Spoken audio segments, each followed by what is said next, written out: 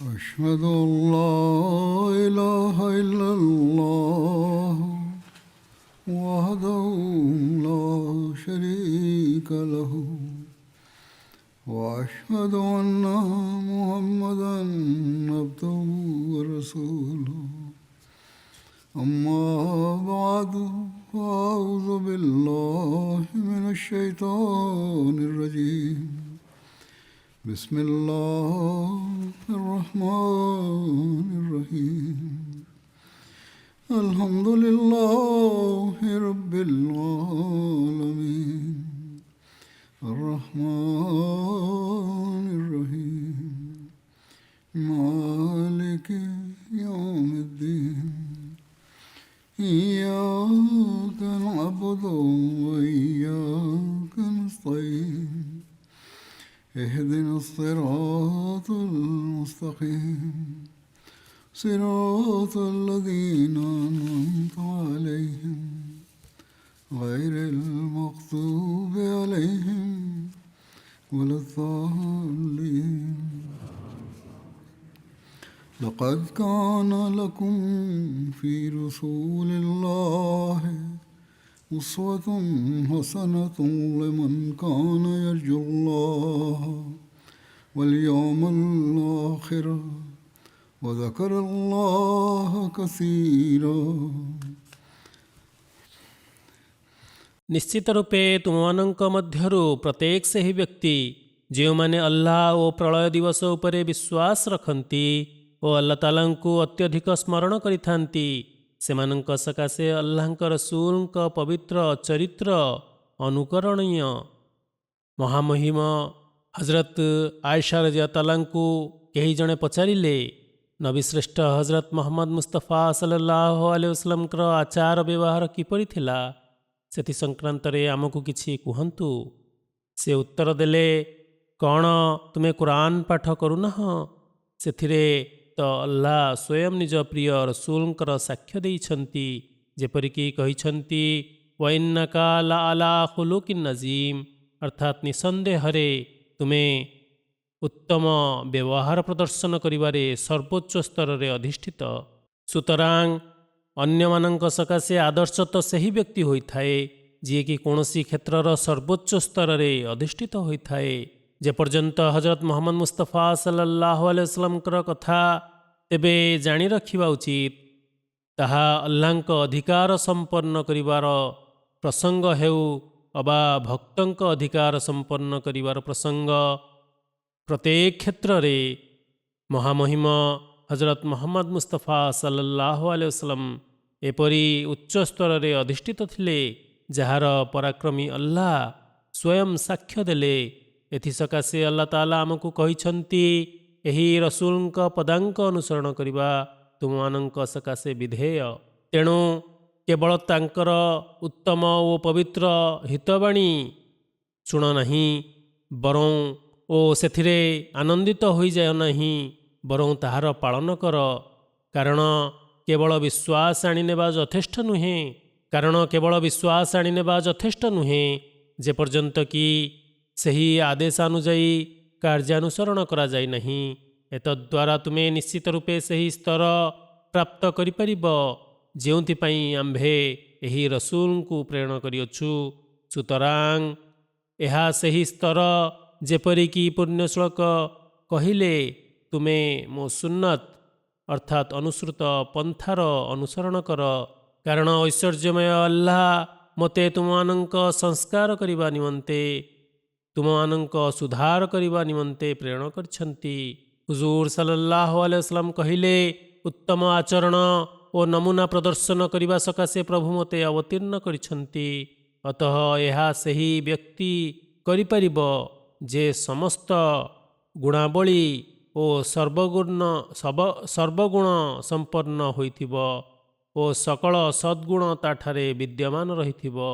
ଅତଏବ ଏହା ହେଉଛି ପ୍ରତ୍ୟେକ ମୁସଲମାନ ବ୍ୟକ୍ତି ଓ ବିଶ୍ୱାସକାରୀର ଦାୟିତ୍ୱ।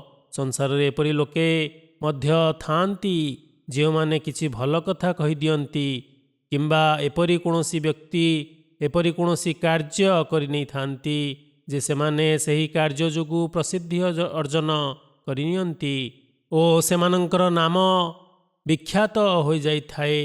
ସେହି ଲୋକମାନଙ୍କୁ ପୁରସ୍କୃତ ମଧ୍ୟ କରାଯାଇଥାଏ। କାହାକୁ ନୋବେଲ ପୁରସ୍କାର ମିଳିଥାଏ ତ ଆଉ କାହାକୁ ଅନ୍ୟ ପୁରସ୍କାରରେ ସମ୍ମାନିତ କରାଯାଇଥାଏ। କାହାକୁ କେଉଁ ଉପାଧି ମଧ୍ୟ ମିଳିଥାଏ। କିନ୍ତୁ ଏହିସବୁ ପୁରସ୍କାର ଓ ଉପାଧି କୌଣସି କମିଟି କିମ୍ବା ସରକାରଙ୍କ ପକ୍ଷରୁ ହୋଇଥାଏ। ଏହି ପୁରସ୍କାର ପ୍ରଦାନକାରୀ କମିଟି ବା ସଂସ୍ଥା ଗବେଷକ, ବୈଜ୍ଞାନିକ, ସାହିତ୍ୟକ ବା ସ୍ୱେଚ୍ଛାସେବୀ ଆଦି ନାନା କ୍ଷେତ୍ରରେ ଉଲ୍ଲେଖନୀୟ ଅବଦାନ କରିଥିବା ଲୋକମାନଙ୍କୁ ପୁରସ୍କୃତ କରିଥାନ୍ତି। କିନ୍ତୁ ଏପରି କେବେ ବି ହୋଇନାହିଁ ଯେ ସମଗ୍ର ଜାତି ଏପରି କୌଣସି କଥା କହିଥିବ ଯାହାକି ସର୍ବସମ୍ମତ ହୋଇଥିବ। ହଜରତ ମହମ୍ମଦ ମୁସ୍ତଫା ସല്ലଲ୍ଲାହୁ ଆଲୈହି ವಸಲ್ಲମକୁ ଅବତାରତ୍ୱର ପ୍ରାରମ୍ଭରେ ହିଁ ଏହି ଉପାଧି ପ୍ରାପ୍ତ ହୋଇଥିଲା। ଅର୍ଥାତ୍ ଲୋକମାନେ ହୁଜୁର ସଲ୍ଲଲ୍ଲାହୁ ଆଲୈହି ವಸଲ୍ଲମକୁ ସତ୍ୟବାଦୀ ଓ ବିଶ୍ୱସ୍ତ ବୋଲି ଆଖ୍ୟା ଦେଇ ସାରିଥିଲେ। ତେବେ ହୁଜୁର ସଲ୍ଲଲ୍ଲାହୁ ଆଲୈହି ವಸଲ୍ଲମକୁ ତ ଏପରି କୌଣସି ପୁରସ୍କାରର ଆବଶ୍ୟକତା ନଥିଲା। କିନ୍ତୁ ଲୋକମାନଙ୍କ ଦୃଷ୍ଟିରେ ହୁଜୁର ସଲ୍ଲଲ୍ଲାହୁ ଆଲୈହି ವಸଲ୍ଲମ ସେହି ମର୍ଯ୍ୟାଦାରେ ଅଧିଷ୍ଠିତ ଥିଲେ ଯେ ତାଙ୍କୁ ସେହି ମର୍ଯ୍ୟାଦା ପ୍ରଦାନ କରାଯାଉ। ସମ୍ପୂର୍ଣ୍ଣ ଜାତି ହୁଜୁର ସଲ୍ଲଲ୍ଲାହୁ ଆଲୈହି ವಸଲ୍ଲମକୁ ଅମିନ ଓ ସୁଦ୍ଦୁକ ଉପାଧିରେ ମନୋନୀତ କରିଥିଲେ। ସୁତରାଂ ଏ ହେଉଛି ସେହି ମର୍ଯ୍ୟାଦା ଯେଉଁ ମର୍ଯ୍ୟାଦା ହୁଜୁର ସଲ୍ଲଲ୍ଲାହୁ ଆଲୈହି ವಸଲ୍ଲମଙ୍କ ପାଇଁ ଉଦ୍ଦିଷ୍ଟ ଥିଲା। ହୁଜୁର ସ୍ୱୟଂ କୁହନ୍ତି, ହେ ଲୋକମାନେ, ତୁମେମାନେ ମୋ ଦ୍ୱାରା ପ୍ରଣୀତ ପ୍ରଥାକୁ ଅନୁସରଣ କର ଓ ମୋ ଦ୍ୱାରା କାର୍ଯ୍ୟାନୁସରଣ ମାର୍ଗ ଉପରେ ପରିଚାଳିତ ହୁଅ।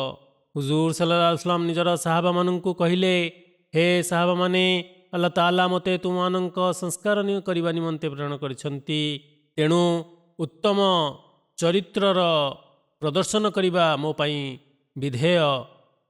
ହଜରତ ମୁସଲିମ ମାଉଦ ରଜିୟା ତାଆଲା ଦିବାଚା ତଫସିରୁଲ କୁରଆନ ଓ ଆମ ଜୀବନୀର ପୁସ୍ତକ ଗୁଡ଼ିକରେ ମଧ୍ୟ ମହାଭାଗଙ୍କ ପବିତ୍ର ଚରିତ୍ର ଓ ଜୀବନୀ ସଂକ୍ରାନ୍ତରେ ବର୍ଣ୍ଣନା କରିଛନ୍ତି। ଆଜି ମୁଁ ସେହି ସମ୍ପର୍କରେ କିଛି କଥା ଆଲୋଚନା କରିବି ଓ ଆସନ୍ତାରେ ଯଦି ଅବସର ମିଳେ ତେବେ ତାହାର ବ୍ୟାଖ୍ୟା କରିବି। ମହାମାନ୍ୟ ହୁଜୁର କହିଲେ, ମନେ ରଖ, ସର୍ବପ୍ରଥମ ଅଧିକାର ଆଲ୍ଲାହ ତାଆଲାଙ୍କର ଏବଂ ତାହା ହେଉଛି ତାଙ୍କର ଉପାସନା କରିବା। ଏଥିରେ ଆମକୁ ମହାଭାଗଙ୍କର କେଉଁ କେଉଁ ନମୁନା ଦେଖିବାକୁ ମିଳୁଅଛି। ଆମେ ଦେଖୁଛେ ଯେ ହୁଜୁର ସଲ୍ଲଲ୍ଲାହୁ ଆଲୈହି ವಸଲ୍ଲମଙ୍କର ସମ୍ପୂର୍ଣ୍ଣ ଜୀବନ ଆଲ୍ଲାହଙ୍କ ପ୍ରେମରେ ନିମଗ୍ନ ରହିଥିଲା। ଏହା ସତ୍ତ୍ୱେ ହୁଜୁର ସଲ୍ଲଲ୍ଲାହୁ ଆଲୈହି ವಸଲ୍ଲମଙ୍କ ଉପରେ ନୂତନ ଧର୍ମବିଧାନ ଜାରି କରିବା ଓ ଲୋକମାନଙ୍କ ପ୍ରଶିକ୍ଷଣ କରିବା ପରି ବଡ଼ ବଡ଼ ଦାୟିତ୍ୱ ନ୍ୟସ୍ତ କରାଯାଇଥିଲା। ତଥାପି ଆଲ୍ଲାହ ତାଆଲାଙ୍କର ଉପାସନା କରିବାର ଯେଉଁ କର୍ତ୍ତବ୍ୟ ରହିଥିଲା ତାହାକୁ ସେ କଦାପି ପାସୋରି ଯାଇନଥିଲେ। ଏହା ଏକ ବହୁତ ବଡ଼ ଓ ଗୁରୁତ୍ୱପୂର୍ଣ୍ଣ ପ୍ରସଙ୍ଗ ଥିଲା। ଇତିମଧ୍ୟରେ ମହାଭାଗଙ୍କୁ ବିଭିନ୍ନ ପ୍ରକାରର କଷ୍ଟ ଓ ସମସ୍ୟାର ସମ୍ମୁଖୀନ ହେବାକୁ ପଡ଼ିଥିଲା। ଏପରିକି ଯୁଦ୍ଧକ୍ଷେତ୍ରକୁ ମଧ୍ୟ ଯିବାକୁ ପଡ଼ିଥିଲା। ଶତ୍ରୁ ଆପଣ ଓ ଆପଣଙ୍କ ଅନୁଚରମାନଙ୍କ ଉପରେ ଆକ୍ରମଣ ମଧ୍ୟ କରିଥିଲା। କିନ୍ତୁ ଈଶ୍ୱରଙ୍କ ଉପାସନା କରିବାରୁ ମହାଭାଗ କଦାପି ନିବୃତ୍ତ ରହିନଥିଲେ ବା ତାହାକୁ କଦାପି କମ୍ କରିଦେଇ ନଥିଲେ। ସୁତରାଂ ଏହା ସେହି ଆଦର୍ଶ ଯାହାକି ଆମ ଆଗରେ ରହିଛି ଯେ ଆମେମାନେ ପ୍ରତ୍ୟେକ ଅବସ୍ଥା ଓ ପରିସ୍ଥିତିରେ ନିଜ ସୃଷ୍ଟିକର୍ତ୍ତାଙ୍କୁ ପ୍ରାଧାନ୍ୟ ଦେବା। କାରଣ ଯେତେବେଳେ ଆମେ ଆଲ୍ଲାହ ତାଆଲାଙ୍କୁ ସ୍ମରଣ ରଖିବା ସେତେବେଳେ ଆମର ବିଭିନ୍ନ ସମସ୍ୟା ଆପଣା ଛାଏଁ ସ୍ୱୟଂ ସମାଧାନ ହୋଇଯିବ। ଲୋକମାନେ ନିଜ ସମସ୍ୟା ପାଇଁ ତ ଦୁଆ କରିଥାନ୍ତି, କିନ୍ତୁ ଆଲ୍ଲାହ ତାଆଲାଙ୍କ ଅଧିକାର ସମ୍ପାଦନ କରିବା ପ୍ରତି ଧ୍ୟାନ ଦେଇନଥାନ୍ତି। ବସ୍ତୁତଃ ମନୁଷ୍ୟ ତାଙ୍କ କୃପା ପ୍ରାପ୍ତିରୁ ବଞ୍ଚିତ ରହିଯାଇଥାଏ। ଅତଏବ ଏହା ହେଉଛି ସେହି ଆଦର୍ଶ ଯେଉଁ ଆଦର୍ଶ ଆପଣମାନଙ୍କ ସମ୍ମୁଖରେ ରହିଛି ଯେ ଆମେମାନେ ପ୍ରତ୍ୟେକ ଅବସ୍ଥାରେ ଆଲ୍ଲାହ ତାଆଲାଙ୍କୁ ସ୍ମରଣ ରଖିବା। ତେଣୁ ଆମେମାନେ ଯେତେବେଳେ ଆଲ୍ଲାହ ତାଆଲାଙ୍କୁ ନିଜର ଦୃଷ୍ଟି ସମ୍ମୁଖରେ ରଖିବା ସେତେବେଳେ ଆମମାନଙ୍କର ନାନା ସମସ୍ୟା ମଧ୍ୟ ଦୂର ହୋଇଯିବ। ଲୋକମାନେ ମୋତେ କହୁଛନ୍ତି ଯେ ଆମମାନଙ୍କର ଅମକ ସମସ୍ୟା ରହିଛି। ସେହି ଲୋକମାନେ ମୋତେ କୁହନ୍ତି, ହୁଜୁର ଦୁଆ କରନ୍ତୁ, କିନ୍ତୁ ସେମାନଙ୍କୁ ମନେ ରଖିବା ଉଚିତ ଯେ ଆଲ୍ଲାହ ତାଆଲାଙ୍କ କର୍ତ୍ତବ୍ୟ ସମ୍ପାଦନ କରିବାରେ କାହିଁକି ସେମାନେ ଅବହେଳା କରୁଛନ୍ତି, ତାଙ୍କର କର୍ତ୍ତବ୍ୟ ସମ୍ପାଦନ କରୁନାହାନ୍ତି। ହଜରତ ଆଇଷା ରାଦିୟଲ୍ଲାହୁ ମଧ୍ୟ ବର୍ଣ୍ଣନା କରିଛନ୍ତି ଯେ ଏକଦା ଯେତେବେଳେ ହୁଜୁର ସଲ୍ଲଲ୍ଲାହୁ ଆଲାଇହି ୱସଲ୍ଲମ ଆଲ୍ଲାହ ତାଆଲାଙ୍କ ଉପାସନା ନିମନ୍ତେ ଛିଡ଼ା ହୋଇଥିଲେ, ସେତେବେଳେ ମୁଁ ହୁଜୁର ସଲ୍ଲଲ୍ଲାହୁ ଆଲାଇହି ୱସଲ୍ଲମଙ୍କୁ କହିଲି, ହେ ଆଲ୍ଲାହଙ୍କ ବାର୍ତ୍ତାବହ, ଆପଣ ସଲ୍ଲଲ୍ଲାହୁ ଆଲାଇହି ୱସଲ୍ଲମ ତ ଆଲ୍ଲାହ ତାଆଲାଙ୍କର ସାମୀପ୍ୟତା ଅର୍ଜନକାରୀ ବ୍ୟକ୍ତି ହୋଇସାରିଛନ୍ତି, ଆପଣ ତ ତାଙ୍କର ପ୍ରିୟତମ ଭକ୍ତ ହୋଇସାରିଛନ୍ତି, ଏହାପରେ ଏତେ କଷ୍ଟ କରିବା, ଏଭଳି ତପ କରିବାର ଆବଶ୍ୟକତା କ'ଣ ରହିଛି? ପ୍ରତି ଉତ୍ତରରେ ହୁଜୁର ସଲ୍ଲଲ୍ଲାହୁ ଆଲାଇହି ୱସଲ୍ଲମ କହିଲେ, ହେ ଆଇଷା, ଆଫାଲା ଆକୁନୁ ଆବ୍ଦନ୍ ଶକୁରା, ଅର୍ଥାତ୍ କ'ଣ ମୁଁ ଆଲ୍ଲାହ ତାଆଲାଙ୍କର କୃତଜ୍ଞତା ଜ୍ଞାପନକାରୀ ଭକ୍ତ ହେବି ନାହିଁ? ଏକଥା ସତ୍ୟ ଯେ ମୁଁ ଈଶ୍ୱରଙ୍କ ନିକଟବର୍ତ୍ତୀ ଓ ପ୍ରିୟ ଭକ୍ତ ଏବଂ ଆଲ୍ଲାହ ତାଆଲା ମୋତେ ନିଜ ସାମୀପ୍ୟତା ପ୍ରଦାନ କରିଛନ୍ତି, ସାମୀପ୍ୟତା ପ୍ରଦାନ କରିବାର ସୌଭାଗ୍ୟ ଅର୍ଜନ କରିଛନ୍ତି। ତେଣୁ କ'ଣ ମୋର ଏହି କର୍ତ୍ତବ୍ୟ ନୁହେଁ ଯେ ମୁଁ ତାଙ୍କର କୃତଜ୍ଞତା ଜ୍ଞାପନ କରିବି? କାରଣ କୃତଜ୍ଞତା ଉପକାର ବଦଳରେ ହିଁ କରାଯାଇଥାଏ। ଦେଖନ୍ତୁ, ଆଲ୍ଲାହ ତାଆଲା ହୁଜୁର ସଲ୍ଲଲ୍ଲାହୁ ଆଲାଇହି ୱସଲ୍ଲମଙ୍କ ଉପରେ କୃପା କରିଥିଲେ ଓ ନିଜର ଅବତାର ରୂପେ ସଂସାରକୁ ପ୍ରେରଣ କରିଥିଲେ, ନିଜର ଧର୍ମଗ୍ରନ୍ଥ, ଶ୍ରେଷ୍ଠ ଗ୍ରନ୍ଥ ପବିତ୍ର କୁରାନ ପ୍ରଦାନ କରିଥିଲେ। ଫଳତଃ ହୁଜୁର ସଲ୍ଲଲ୍ଲାହୁ ଆଲାଇହି ୱସଲ୍ଲମ ଏହା କହିଲେ ଯେ, ହେ ଆଇଷା, କ'ଣ ମୁଁ ନିଜ ପାଳନକର୍ତ୍ତାଙ୍କର କୃତଜ୍ଞତା ଜ୍ଞାପନ କରିବି ନାହିଁ? ନିଜର ଅବସ୍ଥା ଅନୁଯାୟୀ ପ୍ରତ୍ୟେକ ମନୁଷ୍ୟ ଉପରେ ଆଲ୍ଲାହ ତାଆଲାଙ୍କ ଅସଂଖ୍ୟ କୃପା ଅବତୀର୍ଣ୍ଣ କରିଛନ୍ତି ଏବଂ ସେହି କୃତଜ୍ଞତାର କର୍ତ୍ତବ୍ୟ ଏହିକି ଯେ ଆମେମାନେ ନିଜର ଉପାସନାର ସ୍ତରକୁ ବୃଦ୍ଧି କରିବା ଉଚିତ। ତେବେ ଆଜିକାଲିର ସଂସାରରେ ପ୍ରଭାବିତ ହୋଇ ଛୋଟ ପିଲାମାନେ ମଧ୍ୟ ପ୍ରଶ୍ନ କରିଦେଇଥାନ୍ତି।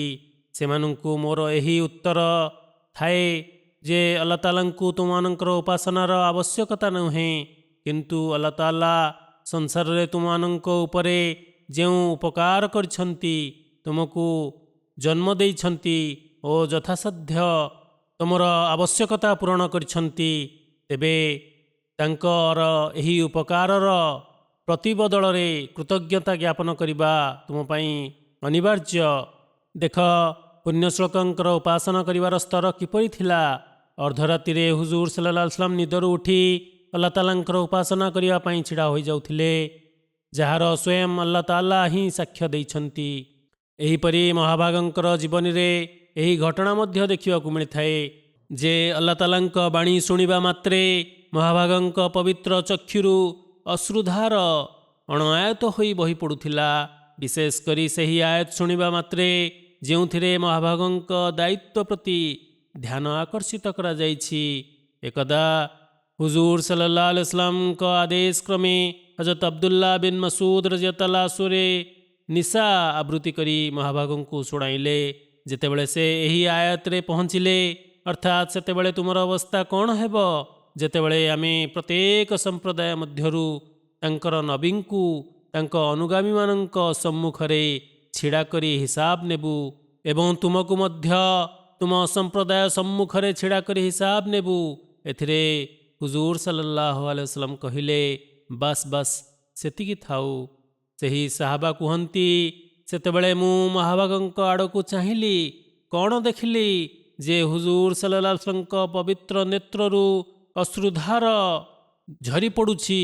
ସେତେବେଳେ ଆଲ୍ଲାହ ତାଆଲାଙ୍କର ଭୟ ମହାଭାଗଙ୍କ ହୃଦୟରେ ଭରି ଯାଇଥିଲା।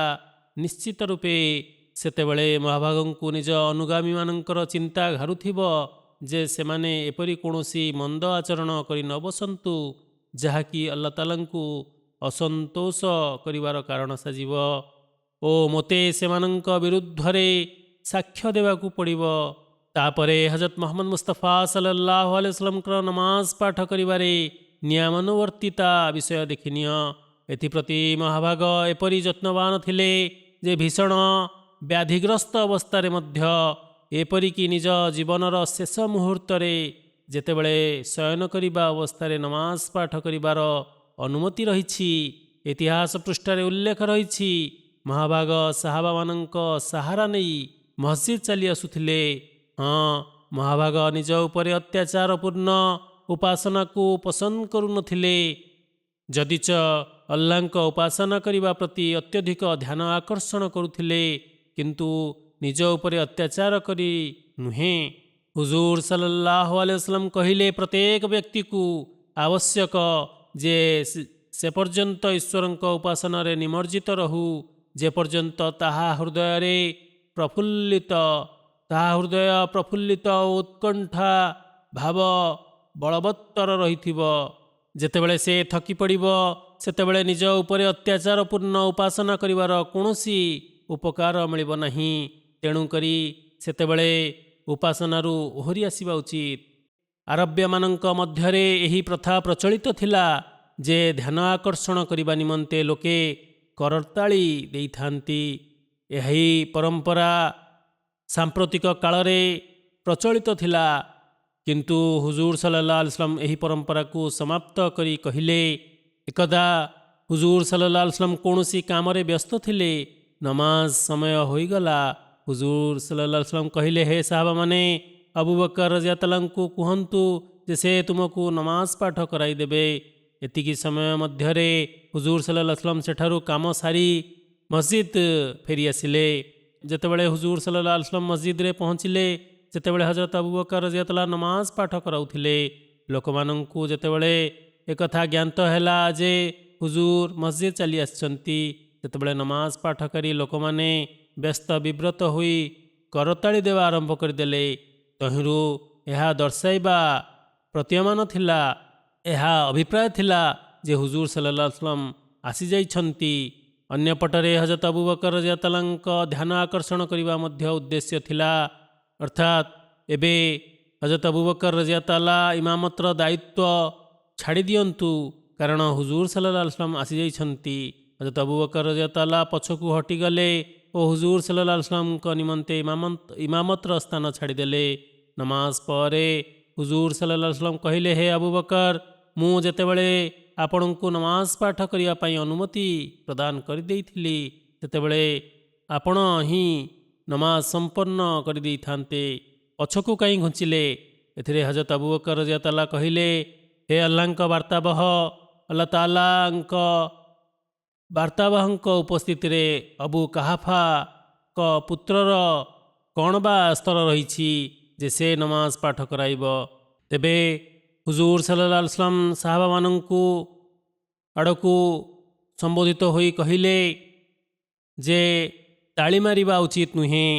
ନମାଜ ସମୟରେ ଯଦି କୌଣସି ଅଂଶ ଇମାମ ଛାଡ଼ିଯାଆନ୍ତି ୟା ତାଙ୍କୁ ଧ୍ୟାନ ଆକର୍ଷିତ କରିବାର ଆବଶ୍ୟକତା ପଡ଼େ, ତେବେ ତାଳି ମାରିବା ପରିବର୍ତ୍ତେ ଈଶ୍ୱରଙ୍କ ନାମ ଉଚ୍ଚାରଣ କରିବା ଉଚିତ, ଅର୍ଥାତ୍ ସୁବହାନାଲ୍ଲାହ କହିବା ଉଚିତ।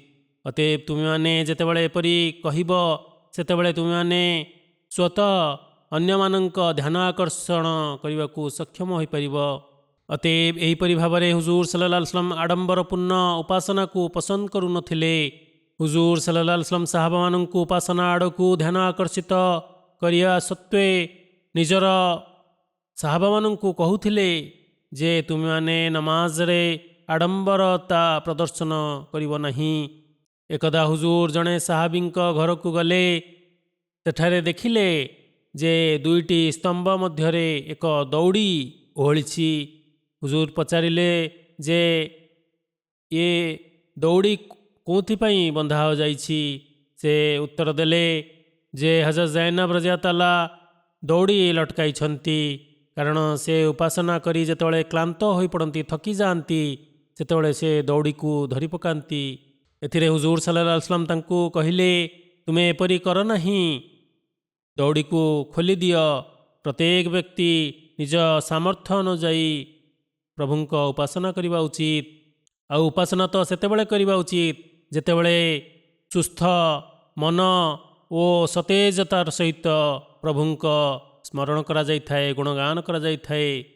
ଏଭଳି ନିଜକୁ କଷ୍ଟ ଦେଇ ଉପାସନା କରିବା କୌଣସି ଉପାସନା ନୁହେଁ।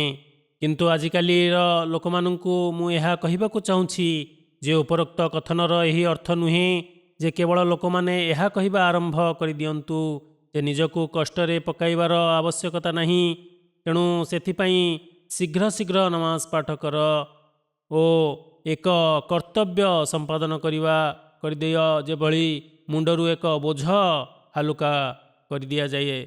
ଲୋକମାନେ ଏପରି ବିପରୀତ ଅର୍ଥ ବୁଝିବା ଉଚିତ ନୁହେଁ, ବରଂ ନିଜ ସୃଷ୍ଟିକର୍ତ୍ତାଙ୍କର ଉପାସନା ଅତି ସତର୍କତାର ସହିତ, ଅତି ଉପସ୍ଥିତ ମନର ସହିତ, ପବିତ୍ର ମନର ସହିତ କରିବା ଉଚିତ। ଆଜିକାଲି କେତେକ ନମାଜ ପାଠକାରୀ ଲୋକମାନେ ଉପାସନା କରିବା ନିମନ୍ତେ ଆସନ୍ତି ଓ କିଛି ମିନିଟ୍ ମଧ୍ୟରେ ହିଁ ନିଜର ନମାଜ ପାଠ କରି ନିଅନ୍ତି। ଅସଲରେ ସେମାନେ ନମାଜ ପାଠ କରନ୍ତି ନାହିଁ। ତେଣୁ ମୁଁ ଏପରି ଲୋକମାନଙ୍କୁ କହିଦେବାକୁ ଚାହେଁ ଯେ ନିଜ ଉପରେ ଅତ୍ୟାଚାର କରି ଉପାସନା କରିବା ଅର୍ଥ ଏହା ନୁହେଁ ଯେ ଜଣେ ଶୀଘ୍ର ଶୀଘ୍ର ଉପାସନା କରି ଚାଲିଯାଉ। ଅନେକ ଥର ଏଠାରେ ମଧ୍ୟ ମୋତେ ଲୋକମାନେ ପ୍ରଶ୍ନ କରିଥାନ୍ତି ଯେ ନମାଜ କିପରି ପାଠ କରିବା ଉଚିତ। ସେତେବେଳେ ମୁଁ ତାଙ୍କୁ ଉତ୍ତର ଦେଇଥାଏ ଯେ ଦେଖ, ନମାଜ ସୁଚାରୁ ରୂପେ ପାଠ କର। ନମାଜ ଆଲ୍ଲାହ ତାଆଲାଙ୍କ ସମକ୍ଷ ବିନମ୍ର ପୂର୍ବକ ଦଣ୍ଡାୟମାନ ହେବା ଅବସ୍ଥାରେ ପାଠ କରିବା ଉଚିତ। ଯେତେବେଳେ ଲୋକମାନେ ଆପଣଙ୍କୁ କହିଲେ ଯେ ଆପଣ ତ ନିଜ ସତ୍କର୍ମ ଦ୍ୱାରା ଆଲ୍ଲାହଙ୍କ କୃପାର ଅଧିକାରୀ ହୋଇଯାଇଛନ୍ତି, ଆପଣଙ୍କୁ ତ ଆଲ୍ଲାହ ତାଆଲାଙ୍କର ସାର୍ଟିଫିକେଟ୍ ମିଳିଯାଇଛି ଓ ଆପଣଙ୍କର ପବିତ୍ର କାର୍ଯ୍ୟକଳାପ ମୁସଲମାନମାନଙ୍କ ସକାଶେ ଅନୁକରଣୀୟ ଓ ଆଲ୍ଲାହଙ୍କ ନିକଟରୁ ଆପଣଙ୍କୁ ବିଶିଷ୍ଟ ସ୍ତର ଉପାଧି ପ୍ରଦାନ କରିଦିଆଯାଇଛି, ସେତେବେଳେ ହୁଜୁର ସଲ୍ଲଲ୍ଲାହୁ ଆଲାଇହି वसल्लम କ'ଣ କହିଲେ? ନା, ମୁଁ ମଧ୍ୟ ଆଲ୍ଲାହଙ୍କ ଦୟା ଓ ଅନୁକମ୍ପା ବଳରେ କ୍ଷମା ଲାଭ କରିପାରିବି। ପୁନଶ୍ଚ ମହାଭାଗ ଉପଦେଶ ପୂର୍ବକ କହିଲେ, ନିଜ କାର୍ଯ୍ୟ ସତ୍ ଉଦ୍ଦେଶ୍ୟରେ ସମ୍ପାଦନ କର ଓ ଆଲ୍ଲାହଙ୍କ ସାନ୍ନିଧ୍ୟ ଲାଭ କରିବାର ମାର୍ଗ ଅନ୍ୱେଷଣ କର। ମହାଭାଗ ଆହୁରି କହିଲେ, ତୁମମାନଙ୍କ ମଧ୍ୟରୁ କେହି ମୃତ୍ୟୁର ଅଭିଳାଷ କର ନାହିଁ, କାରଣ ଯଦି ସେ ପୁଣ୍ୟବାନ ହୋଇଥାଏ ତେବେ ଜୀବିତ ରହି ନିଜ ସତ୍କର୍ମରେ ଆହୁରି ଅଧିକ ଆଗକୁ ବଢ଼ିଯାଇପାରିବ। ଆଉ ଯଦି ସେ ମନ୍ଦ ବ୍ୟକ୍ତି ଥାଏ ତେବେ ଜୀବିତ ରହି ନିଜ ଅପକର୍ମର କ୍ଷମା ଯାଚନା କରିବାର ସାମର୍ଥ୍ୟ ଲାଭ କରିପାରିବ। ଏହା ଏକ ଅତି ମହତ୍ତ୍ୱପୂର୍ଣ୍ଣ ଉପଦେଶ, ଯାହାକୁ ଆମେ ସର୍ବଦା ମନେ ରଖିବା ଉଚିତ ଯେ ଆମେ କଦାପି ମୃତ୍ୟୁର ଅଭିଳାଷ କରିବା ଉଚିତ ନୁହେଁ। ତେବେ ଆଲ୍ଲାହଙ୍କ ଚର୍ଚ୍ଚା କରିବା, ଦରୁଦ ଶରୀଫ ପାଠ କରିବା, ଏକସ୍ୱରବାଦ ଓ ତାଙ୍କ ପ୍ରଶଂସା ଗାନ କରିବା, ଆଲ୍ଲାହଙ୍କ ପାଇଁ ରୁକୁ ଓ ସଜଦାରେ ନତମସ୍ତକ ହୋଇ ରହିବା ଆମର କର୍ତ୍ତବ୍ୟ। ଆପଣମାନେ ଏକଥା ମନେ ରଖନ୍ତୁ ଯେ ଆର ମାସରେ ଓ ସୁବିଧାର ସହିତ ନମାଜ ପାଠ କରିବାର ଅର୍ଥ ଏହା ନୁହେଁ। ଆରାମରେ ଓ ସୁବିଧାରେ ନମାଜ ପାଠ କରିବାର ଅର୍ଥ ଏହା ନୁହେଁ ଯେ ଶୀଘ୍ର ଶୀଘ୍ର ନମାଜ ପାଠ କରିନେବା। ନମାଜ ତ ଅତି ସହଜରେ ପାଠ କରିବା ଉଚିତ, ଅର୍ଥାତ୍ ଧୀରେ ସ୍ଥିରେ ପାଠ କରିବା ଉଚିତ। ଅତି କାକୁତି ମିନତି ହୋଇ ବିନମ୍ରପୂର୍ବକ ନମାଜ ପାଠ କରିବା ଉଚିତ, ନା କି ଏଣେ ତେଣେ ଆମର ଚିନ୍ତାଧାରା ଘୁରି ବୁଲୁଥିବା ଅବସ୍ଥାରେ ନମାଜ ପାଠ କରି ସେଠାରୁ ଓହରି ଆସିବା ଉଚିତ। ହୁଜୁର ସଲ୍ଲଲ୍ଲାହୁ ଆଲାଇହି वसल्लम କହିଲେ, ଈଶ୍ୱର ସେହି ୟହୁଦୀ ଓ ଖ୍ରୀଷ୍ଟିଆନମାନଙ୍କ ଉପରେ ଅଭିଶାପ ପକାନ୍ତୁ ଯେଉଁମାନେ ନିଜର ଅବତାରମାନଙ୍କ କବରକୁ ମସଜିଦ କରିନେଲେ ଓ ସେମାନଙ୍କ ସମ୍ମୁଖରେ ନତମସ୍ତକ ହେଲେ ଏବଂ ସେମାନଙ୍କ ସମ୍ମୁଖରେ ଦୁଆ ପ୍ରାର୍ଥନା କରିଥାନ୍ତି। କହିବାର ତାତ୍ପର୍ଯ୍ୟ ଏହିକି ଯେ ମୋର ଜାତି ମୋ ମୃତ୍ୟୁ ପରେ ଯଦି ଏପରି କାର୍ଯ୍ୟ କରେ ତେବେ ସେ ଅର୍ଥାତ୍ ମୋର ଜାତି ଏହା ନ ଚିନ୍ତା କରୁ ଯେ ମୋର ପ୍ରାର୍ଥନା, ମୋର ଆଶୀର୍ବାଦର ସେମାନେ ଅଧିକାରୀ ହୋଇଯିବେ, ତାହା ନୁହେଁ, ବରଂ ତହିଁରୁ ମୁଁ ସମ୍ପୂର୍ଣ୍ଣ ରୂପେ ବିମୁଖ। ଯେପରିକି ପୂର୍ବେ ଚର୍ଚ୍ଚା ହୋଇସାରିଛି, ଆଲ୍ଲାହ ତାଆଲା ସାକ୍ଷ୍ୟ ସମ୍ପର୍କରେ ଅବଶ୍ୟ ପ୍ରଶ୍ନ କରିବେ। ବର୍ତ୍ତମାନ ଦେଖିନିଅ ଯେ ମଦିନାରେ ତ ହୁଜୁର ସଲ୍ଲଲ୍ଲାହୁଙ୍କ ପବିତ୍ର ସମାଧି ରହିଛି, କିନ୍ତୁ ତା ସମ୍ମୁଖରେ ଏପରି କୌଣସି କଠୋର କଟକଣା ଲାଗି ରହିଛି। ତେଣୁ କାହାରିକୁ ହୁଜୁର ସଲ୍ଲଲ୍ଲାହୁଙ୍କ କବର ସମ୍ମୁଖରେ ସିଜଦା କରିବା ବା ହାତ ଉଠାଇ ଦୁଆ କରିବାର ଅନୁମତି ନାହିଁ। କିନ୍ତୁ ଅନେକ ଇସଲାମୀୟ ରାଷ୍ଟ୍ରରେ ପୀର ଓ ଫକୀରମାନଙ୍କ ଦରଗାହ ରହିଛି ଆଉ ଲୋକମାନେ ସେଠାରେ ପହଞ୍ଚି ନିଜର ମାନସିକ କରିଥାନ୍ତି, ତାଙ୍କୁ ଦୁଆ ମାଗିଥାନ୍ତି। କ'ଣ ଏହି ପନ୍ଥାଟି ଶିର୍କ ନୁହେଁ? ଯେଉଁ କଥା କହିବାକୁ ହୁଜୁର ସଲ୍ଲଲ୍ଲାହୁ ଆଲାଇହି वसल्लम, ଯେଉଁ କାର୍ଯ୍ୟ କରିବାକୁ ହୁଜୁର ବାରଣ କରିଛନ୍ତି, ଆଲ୍ଲାହ ତାଆଲା ନବୀ ଶ୍ରେଷ୍ଠ ହଜରତ ମହମ୍ମଦ ମୁସ୍ତଫା ସଲ୍ଲଲ୍ଲାହୁ ଆଲାଇହି वसल्लमଙ୍କ କାର୍ଯ୍ୟକଳାପ ପ୍ରସଙ୍ଗରେ ହଜରତ ଆୟଶା ରଜିୟଲ୍ଲାହୁ ତାଆଲା ଏକ ସ୍ଥାନରେ କୁହନ୍ତି, ଜୀବନରେ କଦାପି ଏପରି ଅବସର ଆସିନଥିଲା ଯେ ହୁଜୁର ସଲ୍ଲଲ୍ଲାହୁ ଆଲାଇହି वसल्लमଙ୍କ ସମ୍ମୁଖରେ ଦୁଇଟି ମାର୍ଗ ରହିଥିବ ଓ ହୁଜୁର ଦୁଇଟି ମାର୍ଗ ମଧ୍ୟରୁ ସହଜ ମାର୍ଗକୁ ଆପଣାଇ ନଥିବେ। କିନ୍ତୁ ସର୍ତ୍ତ ଏହିକି ଯେ ସେହି ସହଜ ସରଳ ମାର୍ଗ ଆପଣାଇବା ଦ୍ୱାରା କୌଣସି ପାପ ଅର୍ଜନ କରିବାର ସନ୍ଦେହ ନଥିବ। ତେବେ ମାନବ ଜାତିର ଯେପର୍ଯ୍ୟନ୍ତ ସମ୍ପର୍କ ରହିଛି, ଏଥି ସମ୍ବନ୍ଧରେ ହୁଜୁର ସଲ୍ଲଲ୍ଲାହୁ ଆଲାଇହି वसल्लम ନିଜ ଘରୁ ଆରମ୍ଭ କରି ନିଜ ପତ୍ନୀମାନଙ୍କର ଅଧିକାର ସମ୍ପାଦନ କରିବାରେ କିପରି ଥିଲେ ଜାଣି ରଖ। ଏହି ପରିପ୍ରେକ୍ଷୀରେ ମହାଭାଗଙ୍କ ଆଚରଣ ଅତି ସହାନୁଭୂତି ଓ ନ୍ୟାୟପରାୟଣ ଥିଲା। ହୁଜୁର ସଲ୍ଲଲ୍ଲାହୁ ଆଲାଇହି वसल्लमଙ୍କ ଉପାସନାର ସ୍ତର କିଭଳି ଥିଲା ଆମେମାନେ ଅବଲୋକନ କରିଥାଉ ଯେ ଆପଣ କିପରି ଅନ୍ୟମାନଙ୍କର ଧ୍ୟାନ ଆକର୍ଷଣ କରିଥିଲେ। ବର୍ଣ୍ଣନାରେ ଉଲ୍ଲେଖ ରହିଛି, ଏକଦା ହୁଜୁର ସଲ୍ଲଲ୍ଲାହୁ ଆଲାଇହି वसल्लम ରାତ୍ରରେ ନିଜର ଜ୍ୱାଇଁ ହଜରତ ଅଲି ରଜିୟଲ୍ଲାହୁ ତାଆଲା ଓ ନିଜର କନ୍ୟା ହଜରତ ଫାତିମା ରଜିୟଲ୍ଲାହୁ ତାଆଲାଙ୍କ ଘରକୁ ଚାଲିଗଲେ ଓ ତାଙ୍କୁ ପଚାରିଲେ ଯେ ହେ ଅଲି, ହେ ଫାତିମା, କ'ଣ ତୁମେମାନେ ନମାଜ ତହଜୁଦ ପାଠ କରୁଅଛ?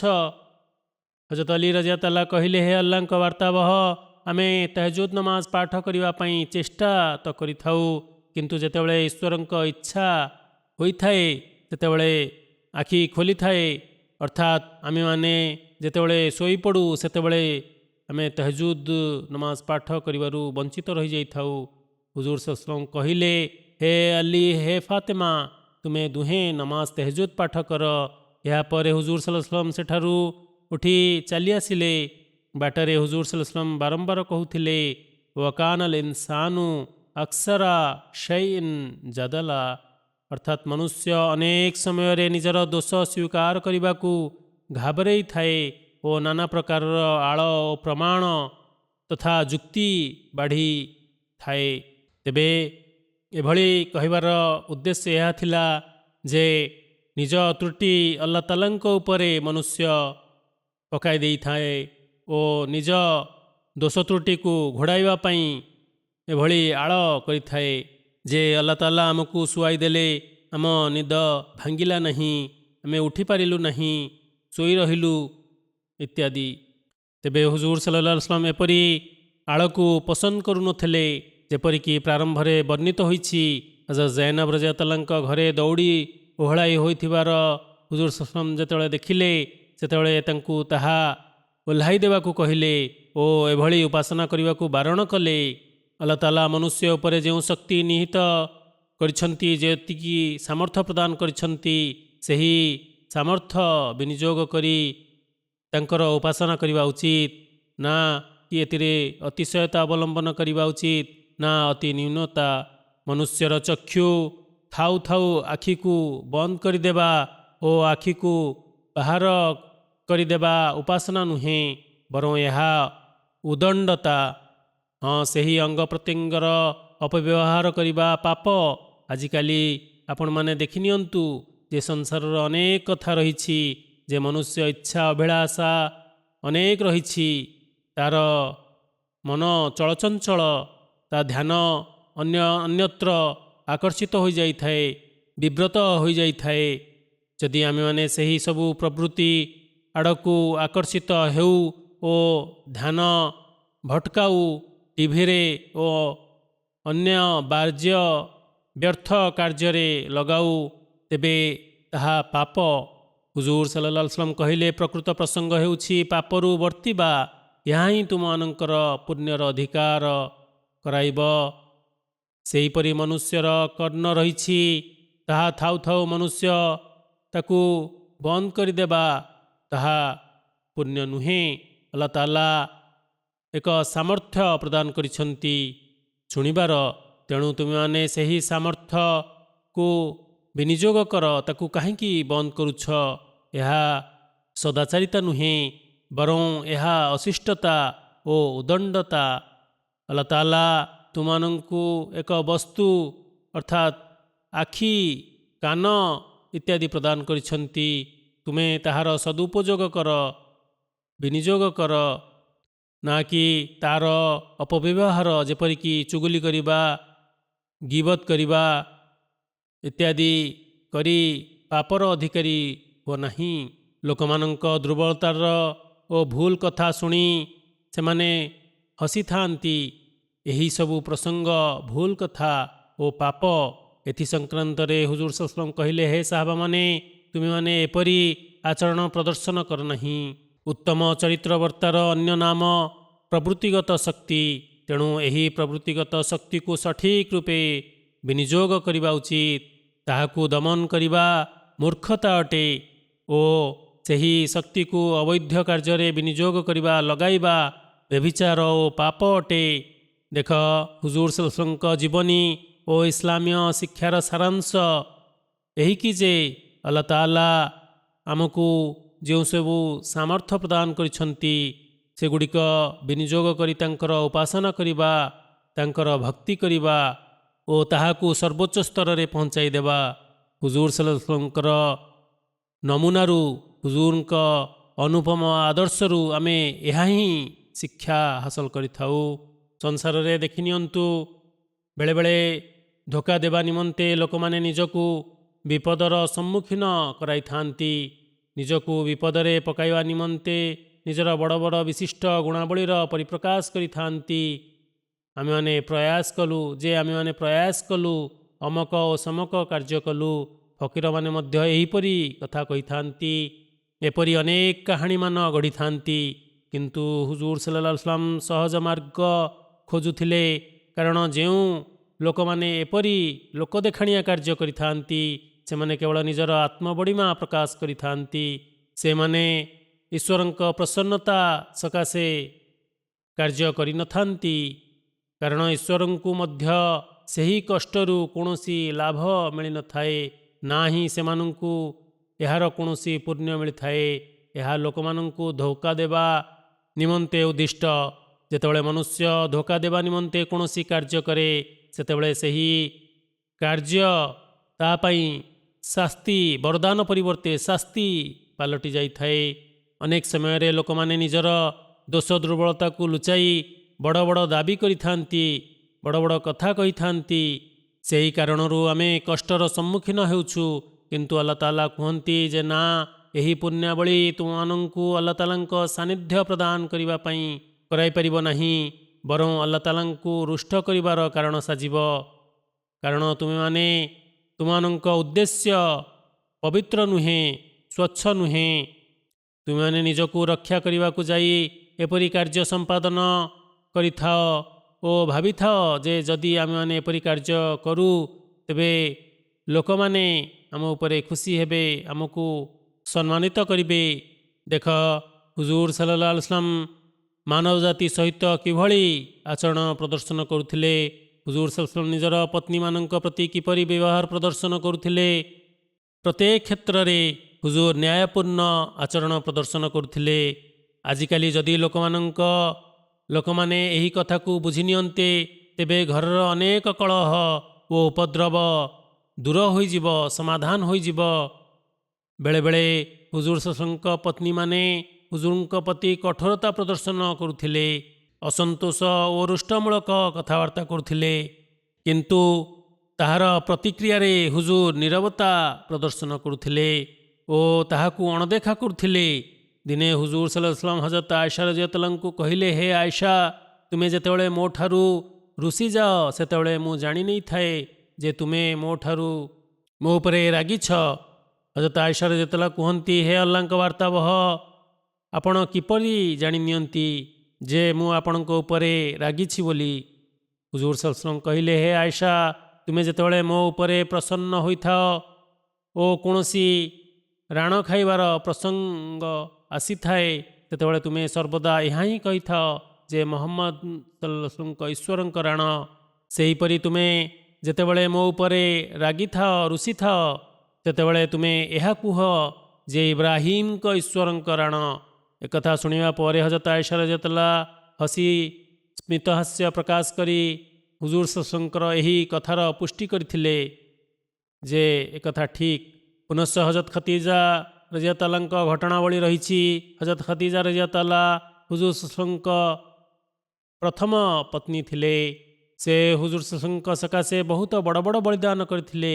ହଜରତ ଖତିଜା ରଜିୟତାଲାଙ୍କ ବିୟୋଗ ପରେ ହୁଜୁର ସଲ୍ଲଲ୍ଲାହୁ ଯେଉଁମାନଙ୍କୁ ବିବାହ କଲେ ସେମାନେ ଯୁବତୀ ଥିଲେ, କିନ୍ତୁ ଏସବୁ ସତ୍ତ୍ୱେ ହୁଜୁର ସଲ୍ଲଲ୍ଲାହୁ ହଜରତ ଖତିଜା ରଜିୟତାଲାଙ୍କ ସହିତ ଥିବା ସମ୍ପର୍କକୁ କଦାପି ପାସୋରି ଯାଇ ନଥିଲେ। ହଜରତ ଖତିଜା ରଜିୟତାଲାଙ୍କ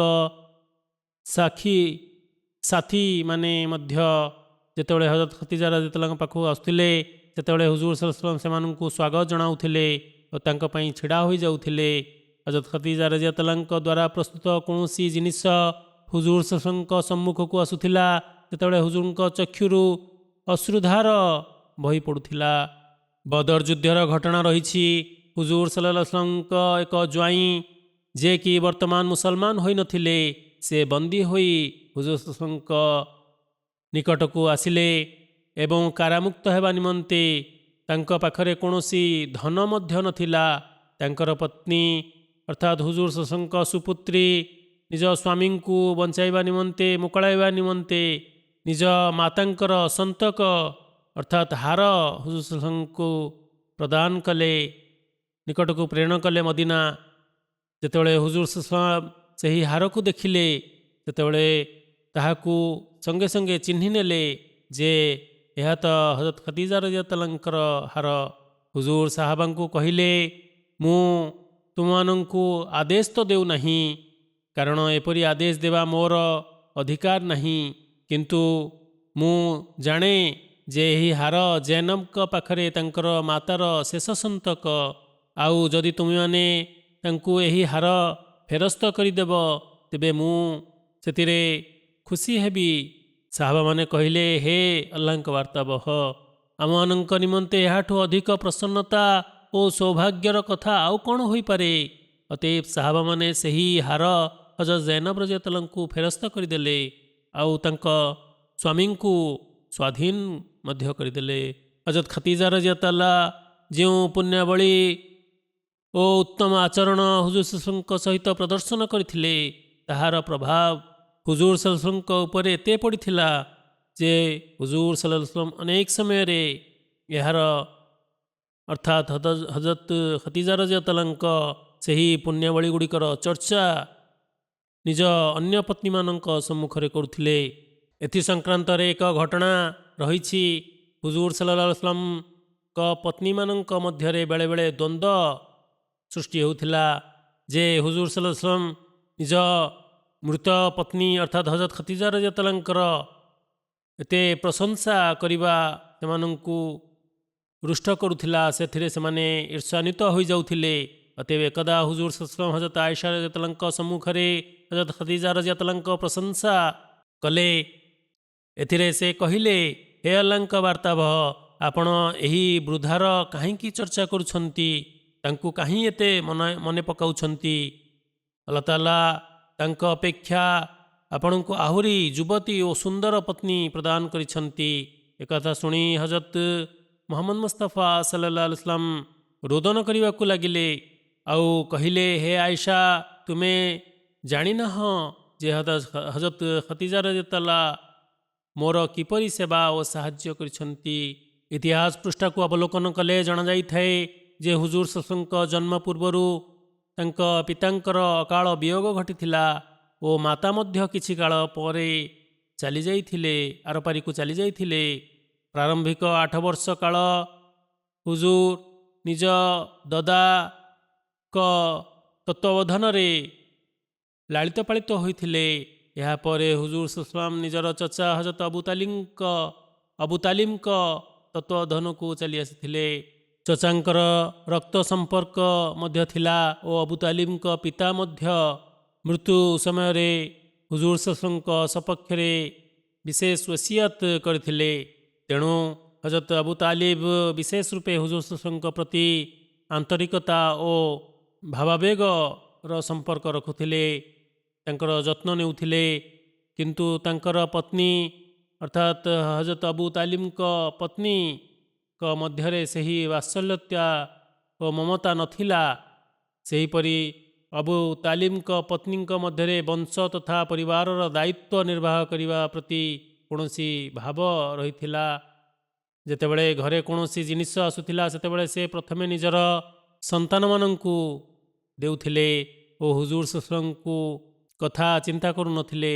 हजरत अबू तालिब रज़ियल्लाहु जेतेबेले घर को आसुथिले ओ निज पुत्रा को कांदुथिबार अभियोग करुथिबार देखुथिले सेतेबेले तांकर पिलामाने तो किछि जिनिस खाउथिले किंतु तांकर पुत्रा मुह सुखाई गोटे पार्श्व बसी रहउथिले बसी थिबार देखुथिले। रसूलुल्लाह सल्लल्लाहु अलैहि वसल्लम बाल्यकाल मध्य अत्यंत धैर्यर सहित सबकिछि सहय करथिले। चचांक प्रेम और वंशर दायित्व कथा तांक सम्मुख को चली आसुथिला। अबू तालिब दौड़ी जाई निजर पुत्रा को कुंडाई नेउथिले एवं कहउथिले, हे पत्नी तुमे मोर पिलार टिके जत्न नियो। एपरी अवस्था सबुबेले हेउथिला। हजरत मुस्लिम मऊद रज़ियल्लाहु गोटे स्थान रे वर्णना करिसंती जे जेउ लोक माने कुहंती जे हुजूर सल्लल्लाहु अलैहि वसल्लम केबे भी मान अभिमान करि नाहंती, ना ही हुजूर सल्लल्लाहु अलैहि वसल्लम चेहरा उपरे केबे भी दुख कि परितापर भाव प्रकट होइछि। हुजूर सल्लल्लाहु अलैहि वसल्लम केबे भी विरक्त होई नथिले, रागी नथिले, रुषि नथिले। निज चचांक पुत्र मानंक अर्थात भाई मानंक सहित हुजूर सल्लल्लाहु अलैहि वसल्लम भी कदापि द्वंद्व प्रकट करि नथिले। तेबे एकदा जड़े महिलार एक पुत्र संतानर अकाल वियोग होईगला।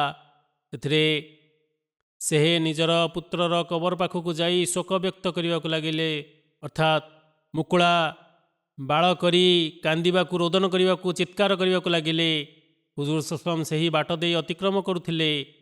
यह देखी हुजूर सही महिला को कहले, तुम्हें धैर्य धर, ईश्वरंक विधान प्रत्येक वस्तु उपरे आधिपत्य विस्तार करिथाए। सही महिला जनक हुजूर सल्लल्लाहु अलैहि वसल्लम को चिन्हि पारि नथिले। से प्रत्युत्तर रे कहले, जाओ जाओ, मोर दुख और जंत्रणा तुम्हें बा किभली बुझिब। एथिरे हुजूर सल्लल्लाहु अलैहि वसल्लम एतिकी कही सेठारु आगकू बढ़ीगले जे हे महिला, मोर गोटिए कि दुईटी नुह बरं 7-7टी संतान मृत्युवरण करिसंती। अतएव एही प्रकार अवसर रे हुजूर सल्लल्लाहु अलैहि वसल्लम विगत विपत्ति समय रे केवल एतिकी भाववेग परिप्रकाश करुथिले। हुजूर सल्लल्लाहु अलैहि वसल्लम केबे भी याठू अधिक परिप्रकाश करू नथिले, ना दुख व्यक्त करुथिले, ना निज अनुगामी मानंकु एभली विलाप करने आदेश बा अनुमति देइछंती। हुजूर सल्लल्लाहु अलैहि वसल्लम सहिष्णुता भावर अवस्था देखंतु। बेले बेले हुजूर सल्लल्लाहु अलैहि वसल्लम जेतेबेले कि कौनसी कार्य निमंते बाहर को बाहरुथिले ओ लोके आपणक मार्ग अटकाई देउथिले, अवरोध करुथिले ओ निजर आवश्यकता और अभाव संपर्क आपणक अवगत कराउथिले। सेतेबेले हुजूर सल्लल्लाहु अलैहि वसल्लम सेमानंकर समस्त गुहारी शुणुथिले ओ जेपर्यंत से बाट छाड़ी देउ नथिले हुजूर आगकू अग्रसर हेउ नथिले। इतिहास रे उल्लेख रही मुसलमान माने रसूलुल्लाह सल्लल्लाहु अलैहि वसल्लम नाम परिवर्ते हुजूर सल्लल्लाहु अलैहि वसल्लम आध्यात्मिक स्तर अनुजाई डाकुथिले, अर्थात मुसलमान माने हुजूर सल्लल्लाहु अलैहि वसल्लम को रसूलुल्लाह बोली कही संबोधित करुथिले। अण मुसलमान माने निजर प्रथा अनुजाई एपरी सम्मान प्रदर्शन करुथिले जे से माने हुजूर सल्लल्लाहु अलैहि वसल्लम को मोहम्मद कहवा परिवर्ते अबू कासिम कही संबोधित करुथिले। अबू कासिम आपणकर गोत्र थिला, अर्थात कासिम रो पिता। एकदा जड़े यहूदी व्यक्ति मदीना को आसिला।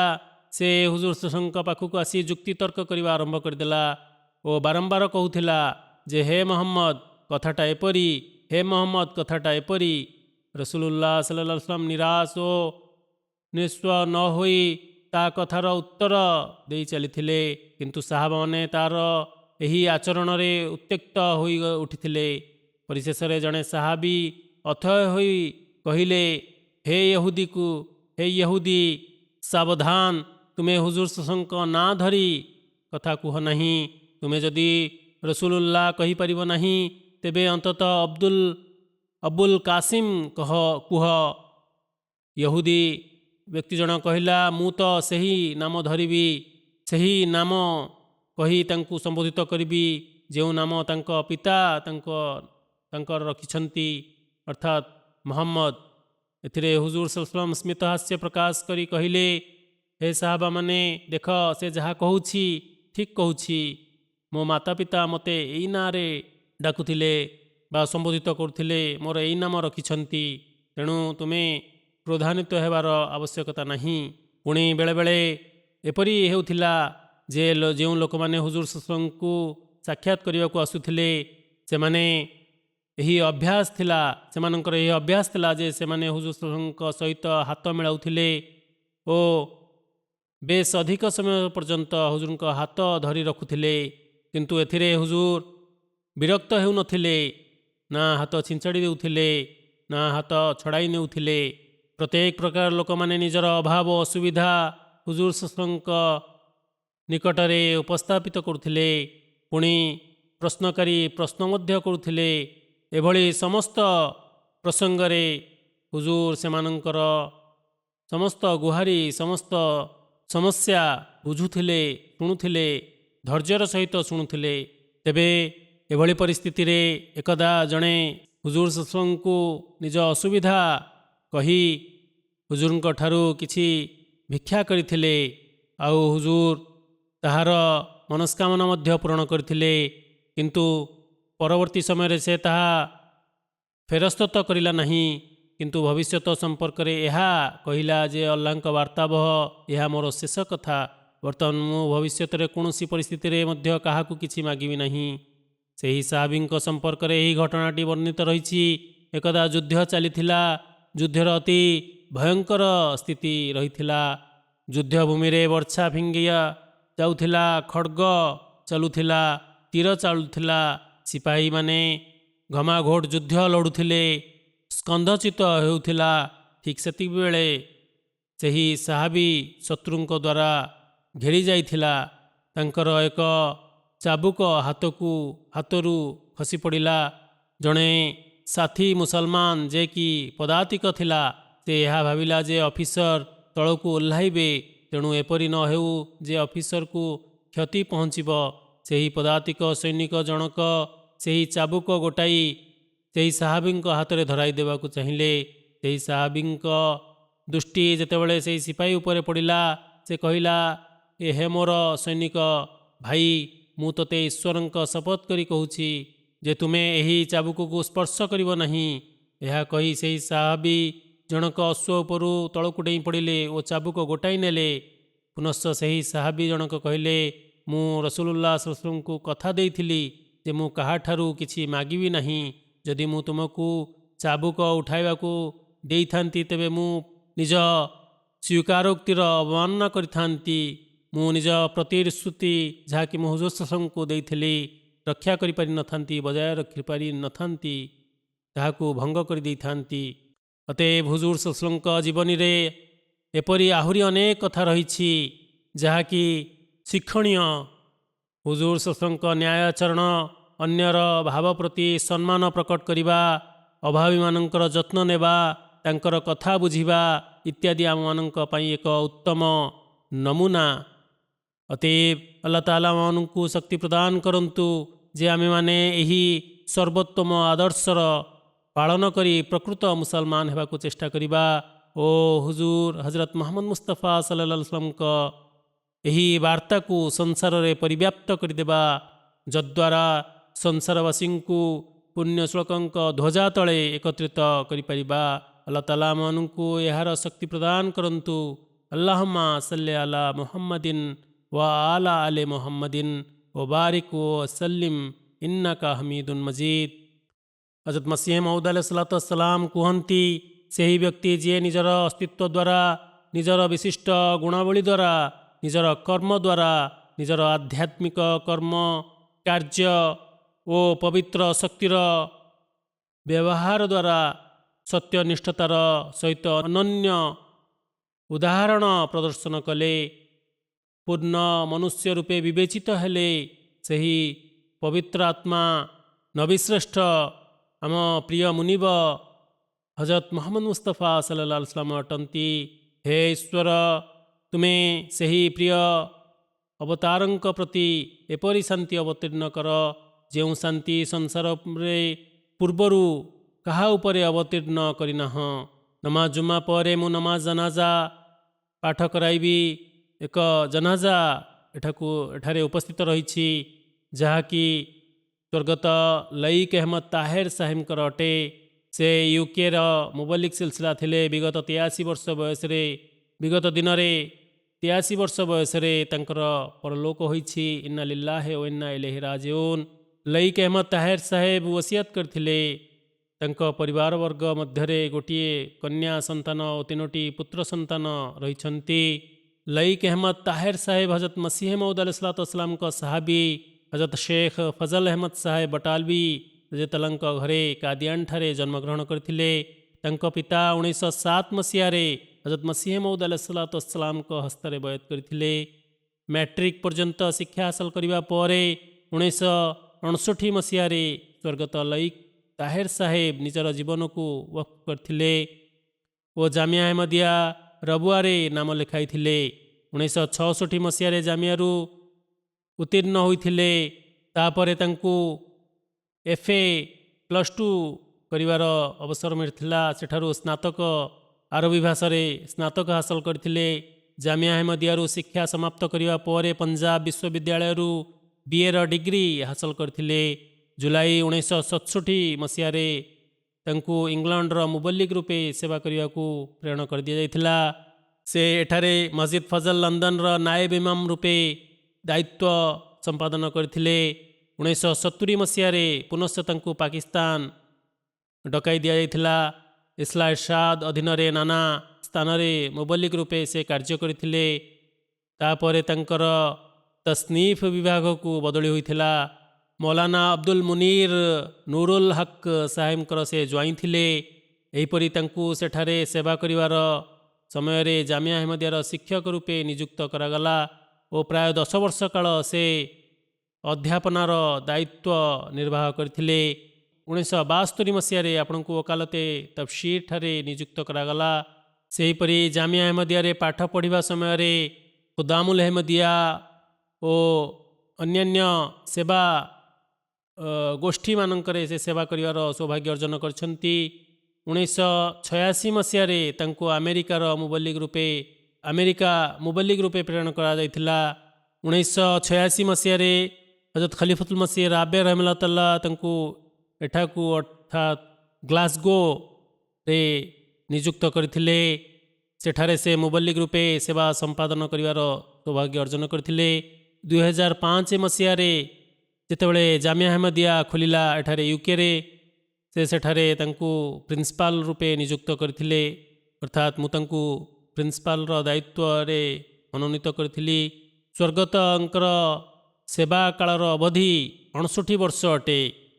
ମସଜିଦ୍ ଫଜଲ ଲଣ୍ଡନର ଇମାମ ସାହେବ ଅତାଉଲ ମୁଜିବ ରାଶିଦ ସାହେବ କୁହନ୍ତି, ସ୍ୱର୍ଗତ ଲଇକ୍ ତାହେର ସାହେବ ଇସଲାମ ଧର୍ମର ପ୍ରାଣୋତ୍ସର୍ଗୀ, ଖିଲାଫତ ପାଇଁ ନିଜର ବଳିଦାନକାରୀ ସେବକ, ଜୀବନର ସମସ୍ତ ସର୍ତ୍ତକୁ ଭଲ ଭାବରେ ସମ୍ପାଦନକାରୀ ବ୍ୟକ୍ତି ଓ ସଫଳ ମୁବଲ୍ଲିଗ ଥିଲେ। ଦୀର୍ଘକାଳ ପର୍ଯ୍ୟନ୍ତ ସେବା କରିବାର ସେ ସୌଭାଗ୍ୟ ଅର୍ଜନ କରିଛନ୍ତି। ଅତ୍ୟନ୍ତ ସୁନ୍ଦର କଣ୍ଠରେ ପବିତ୍ର କୁରାନର ତିଲାୱତ କରୁଥିଲେ। ଯେଉଁ ଯେଉଁ ଜମାତମାନଙ୍କରେ ତାଙ୍କୁ ସେବା କରିବାର ସୁଯୋଗ ମିଳିଛି, ସେଠାରେ ସେ ଅତି ସୁନ୍ଦର ଭାବରେ ନିଜର ଦାୟିତ୍ୱ ସମ୍ପାଦନ କରିଛନ୍ତି। ମୁବାରକ ସିଦ୍ଦିକ ସାହେବ କୁହନ୍ତି, ରବୁଆରେ ରହିବା କାଳରେ ମୁଁ ତାଙ୍କୁ ଜାଣିଛି। ଅତ୍ୟନ୍ତ ମିଷ୍ଟଭାଷୀ, ଜଣେ ଶିଷ୍ଟାଚାରୀ ବ୍ୟକ୍ତି ଥିଲେ। ଖିଲାଫତ ଓ ଜମାତ ସହିତ ଗଭୀର ଆନ୍ତରିକତା ରହିଥିଲା। ତାଙ୍କ ପକେଟରେ ସବୁବେଳେ ଏକ ନୋଟବୁକ୍ ରହୁଥିଲା। ଆଉ ଯେକୌଣସି ସ୍ଥାନରେ କିଛି ଭଲ କଥା ଦେଖୁଥିଲେ ବା ଶୁଣୁଥିଲେ ତାହାକୁ ସେ ତୁରନ୍ତ ଲେଖି ନେଉଥିଲେ। ବିଶେଷ ବ୍ୟକ୍ତିଙ୍କ ସହିତ ସାକ୍ଷାତ କରିବି ସେହି କ୍ଷୁଦ୍ର ନୋଟବୁକ୍ରେ ଭଲ କଥା ଲେଖି ନେଉଥିଲେ। ଛାତ୍ର ଜୀବନରୁ ଜମାତର ବରିଷ୍ଠ ବ୍ୟକ୍ତିମାନଙ୍କ ସାହଚର୍ଯ୍ୟତା ହାସଲ କରିବା ତାଙ୍କର ଅଭ୍ୟାସ ଥିଲା। ସୁତରାଂ ହଜରତ ହାଫିଜ ମୁଖତାର ଅହମଦ ସାହେବ ଶାହଜାହାନପୁରୀ ରଜିୟତାଲାଙ୍କ ଅନେକ କଥା ଆପଣଙ୍କର ମନେ ଥିଲା। ନିଜର ସଭାରେ ସେହି କଥାକୁ ସେ ଶୁଣାଉଥିଲେ। ସ୍ୱର୍ଗତ ଲୈକ ତାହେର ସାହେବଙ୍କ ସୁପୁତ୍ରୀ କୁରତୁଲ ଆଇନ ସାହେବା କୁହନ୍ତି, ପିତାଙ୍କର ଯେଉଁ ଗୋଟିଏ ପାର୍ଶ୍ୱ ଅନନ୍ୟ ରୂପେ ଦେଖିବାକୁ ମିଳୁଛି ତାହା ଦୁଆ କରିବା ଅଟେ। ସେ ଅତି କାକୁତି ମିନତି ଓ ବିନୀତତାର ସହିତ ଆଲ୍ଲାହଙ୍କ ଛାମୁରେ ଦୁଆ କରୁଥିଲେ ଓ ଏପରି ମାଗୁଥିଲେ ଯେପର୍ଯ୍ୟନ୍ତ କି ଆଲ୍ଲାହ ତାଆଲା ତାଙ୍କୁ ଉତ୍ତର ଦେଇ ନାହାନ୍ତି। ଆଲ୍ଲାହ ତାଆଲାଙ୍କ ସହିତ ସମ୍ପର୍କ ମଧ୍ୟ ବେଶ ଗଭୀର ରହିଥିଲା। ସେ କହୁଥିଲେ ଯେ ହଜରତ ମସିହ ମାଉଦ ଆଲୈହିସ୍ସଲାମ ଏହା କହିଛନ୍ତି, ଦୁଆ କରୁଥିବା ବ୍ୟକ୍ତିର ଏହି ଅବସ୍ଥା ହେବା ଉଚିତ ଯେ ଯୋ ମଙ୍ଗେ ସୋ ମରେ, ମରେ ସୋ ମଙ୍ଗଞ୍ଜା। ଅର୍ଥାତ୍ ପ୍ରକୃତ ପ୍ରସଙ୍ଗ ଏହିକି ଯେ ମାଗିବା ବାଲା ବ୍ୟକ୍ତିର ଏପରି ଅବସ୍ଥା ହେବା ଉଚିତ ଯେପରିକି ସେ ମରିଯାଇଛି ଏବଂ ସେହି ଅବସ୍ଥାରେ ଯେତେବେଳେ ତୁମେ ମାଗିବ ସେତେବେଳେ ଆଲ୍ଲାହ ତାଆଲା ତୁମ କଥା ନିଶ୍ଚିତ ଶୁଣିଥାନ୍ତି। ଆଲ୍ଲାହ ତାଆଲା ସଦୟ ମୃତକଙ୍କ ପ୍ରତି ସଦୟ ହୁଅନ୍ତୁ ଓ ବୈକୁଣ୍ଠରେ ତାଙ୍କ ସ୍ତର ଉନ୍ନୀତ କରନ୍ତୁ। ଦ୍ୱିତୀୟ ଜନାଜା ହେଉଛି ମାଲିର ନାଏବ ସଦର ଶ୍ରୀଯୁକ୍ତ ସିଗା ଜାଲୋ ସାହେବଙ୍କର। ବିଗତ ଦିନରେ ତାଙ୍କର ବିୟୋଗ ହୋଇଛି। ଇନ୍ନା ଲିଲ୍ଲାହି ଓ ଇନ୍ନା ଇଲୈହି ରାଜିଉନ୍। ସ୍ୱର୍ଗତ ସିଗା ଜୋଲେ ସାହେବ ଓସିୟତ କରିଥିଲେ। ତାହେର ସାହେବ ମୁବଲିକ ସିଲସିଲା ଉଲ୍ଲେଖ କରିଛନ୍ତି, ସ୍ୱର୍ଗତ ରେଡ଼ିଓ ପ୍ରୋଗ୍ରାମ ଶୁଣି ମୋତେ 2016 ମସିହାରେ ଅହମଦିୟତ ସ୍ୱୀକାର କରିବାକୁ ସାମର୍ଥ୍ୟ ଲାଭ କରିଥିଲେ। ଜମାତୀୟ କାର୍ଯ୍ୟକ୍ରମରେ ଚାନ୍ଦା ପ୍ରଦାନ କରିବାରେ ସର୍ବଦା ଆଗରେ ରହୁଥିଲେ। ପ୍ରତ୍ୟେକ ଦିନ ଫଜର ନମାଜ ଓ ମଗରିବ ନମାଜ ଓ ଇଶା ନମାଜ ଦୂରରୁ ଆସି ନମାଜ ପାଠ କରୁଥିଲେ। ଖିଲାଫତ ସହିତ ତାଙ୍କର ଗଭୀର ସମ୍ପର୍କ ରହିଥିଲା। 2018 ମସିହାରେ ଓସିୟତ କରିବାର ସେ ସୌଭାଗ୍ୟ ଅର୍ଜନ କରିଥିଲେ। ନିଜ ଦରମାରୁ ଓସିୟତ ଚାନ୍ଦା ପୈଠ କରୁଥିଲେ। ଏକଦା କୌଣସି କାରଣରୁ ତାଙ୍କୁ 6 ମାସ ପର୍ଯ୍ୟନ୍ତ ଦରମା ମିଳିନଥିଲା। ଆଫ୍ରିକାରେ ଏପରି ପରିସ୍ଥିତି ମଧ୍ୟ ହୋଇଥାଏ। ତେବେ ସେ ନିଜର ଚାନ୍ଦା ଦେଇପାରିନଥିଲେ, ବହୁତ ଚିନ୍ତିତ ରହୁଥିଲେ। ପରିଶେଷରେ ଆଲ୍ଲାହ ତାଆଲା ନିଜର କୃପା ଅବତୀର୍ଣ୍ଣ କଲେ ଓ ଦରମା ମିଳିବା ମାତ୍ରେ ସେ ପ୍ରଥମ କାମ ଏହା କଲେ ଯେ ନିଜର ଚାନ୍ଦା ପୈଠ କରିଦେଲେ। ସ୍ୱର୍ଗତଙ୍କର ଶୋକ ସନ୍ତପ୍ତରେ ପରିବାରବର୍ଗଙ୍କ ମଧ୍ୟରେ 3 ଜଣ ପୁତ୍ର ସନ୍ତାନ ରହିଛନ୍ତି। ନିଜର ସ୍ତ୍ରୀ ଓ ପୁତ୍ରମାନଙ୍କୁ ତବଲିଗ ମଧ୍ୟ କରୁଥିଲେ। 2 ଜଣ ପୁତ୍ର ଅହମଦୀ ହୋଇଯାଇଛନ୍ତି କିନ୍ତୁ ତାଙ୍କର ପତ୍ନୀ ଓ ଜଣେ ପୁତ୍ର ଅହମଦିୟତ ସ୍ୱୀକାର କରିନାହାନ୍ତି। ସେଥିପାଇଁ ସେ ବହୁତ ଚିନ୍ତିତ ରହୁଥିଲେ। ଅହମଦିୟତ ଉପରେ ତାଙ୍କର ପ୍ରଗାଢ଼ ବିଶ୍ୱାସ ରହିଥିଲା। ଅଣ ଅହମଦୀ ଓ ମୌଲବୀମାନଙ୍କ ସମ୍ପର୍କରେ ତାଙ୍କର ମତାମତ ଖୁବ୍ ସ୍ପଷ୍ଟ ଥିଲା। ସେ କହୁଥିଲେ ଯେ ଯଦି ଏହି ମୌଲବୀମାନେ ହଜରତ ମସିହ ମଉଦ ଆଲୈହିସ୍ସଲାମକୁ ସ୍ୱୀକାର କରିବେ ନାହିଁ ତେବେ ଏମାନେ ସଫଳ ହୋଇପାରିବେ ନାହିଁ। ଜଣେ ସକ୍ରିୟ ତବଲିଗକାରୀ ବ୍ୟକ୍ତି ଥିଲେ। ଜମାତର ଜଣେ ଉତ୍ତମ ସେବକ ଥିଲେ। ଆଲ୍ଲାହ ତାଆଲା ସ୍ୱର୍ଗତଙ୍କ ପ୍ରତି ସଦୟ ହୁଅନ୍ତୁ ଓ ବୈକୁଣ୍ଠରେ ତାଙ୍କ ସ୍ତର ଉନ୍ନୀତ କରନ୍ତୁ। ନମାଜ ଜୁମା ପରେ ମୁଁ ଆଙ୍କର ନମାଜ ଜନାଜା ପଢ଼ାଇବି।